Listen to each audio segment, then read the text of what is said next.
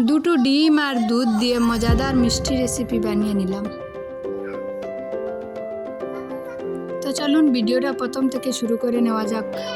তো প্রথমে এখানে হাফ কেজি গুঁড়া দুধ বাটিতে ঢেলে নিলাম। এখানে দুটো ডিম নিয়ে নিয়েছি, ভালো করে ফাটিয়ে নেব।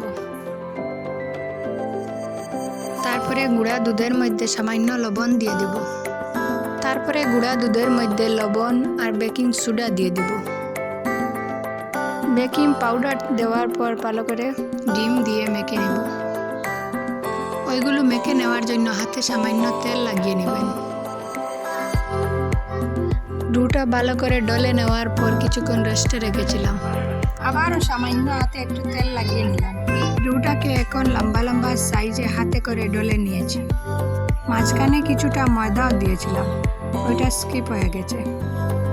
এখন গ্যাস অন করে একটা প্যান বসিয়ে দিলাম। এটাতে আধা লিটার দুধ দিয়ে কিছুটা সময় দিয়ে জাল করে নেব। এই দুধের মধ্যে 2 টুকরো দারুচিনি আর 4-5টা এলাচ দিয়ে ভালো করে জাল করে নেব।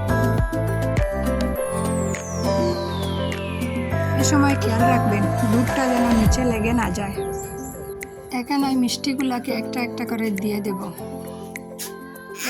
এখন এই মিষ্টিগুলাকে দুধের মধ্যে একটা একটা করে দিয়ে দেব। মিষ্টির বলগুলা দিয়ে আস্তে আস্তে নেড়ে চেড়ে নেবেন। কিছু সময় পর পর ঢাকনাটা সরিয়ে নেড়ে চেড়ে নেব। দেখো দুধটা জাল করতে করতে আস্তে আস্তে শুকিয়ে যাচ্ছে। একদম ওই দুধটাকে শুকিয়ে নিতে হবে। এগুলো আমার হয়ে গেছে। এখন একটা থালাতে সার্ভ করে আপনাদেরকে দেখিয়ে দেব। থালাতে নামিয়ে এখন কিছুটা গুঁড়া দুধ উপর দিকে দিয়ে দেব। ওই মিষ্টিগুলো আমি প্রথম বানিয়েছিলাম, তাও এত মজা হয়েছিল। আপনারা একবারে ট্রাই করে দেখবেন। দেখুন দেখতে কত সুন্দর লাগছে। এখন একটা ভেঙে আপনাদেরকে দেখাবো কতটা সফট আর নরম হয়েছে, একদম দোকানের মতো। তো আজকের ভিডিও এখানে শেষ করলাম। আল্লাহ হাফিজ, আসসালামু আলাইকুম।